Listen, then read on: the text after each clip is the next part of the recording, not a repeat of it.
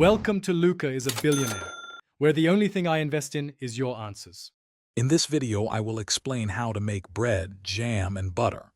First, gather your ingredients for each component. For the bread, you will need flour, water, yeast, and salt.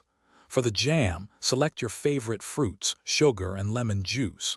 Finally, for the butter, you will need heavy cream.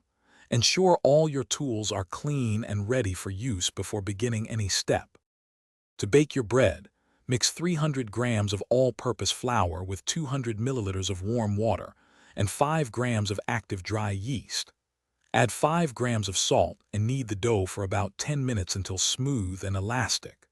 Place it in a greased bowl cover and let it rise in a warm place for approximately 1 hour. Once doubled, shape your loaf and bake it at 190 degrees Celsius for 25 to 30 minutes until golden brown. For the jam, choose 500 grams of your favorite ripe fruit such as strawberries or berries. Wash and chop the fruit, then combine it in a saucepan with 300 grams of granulated sugar and the juice of 1 lemon.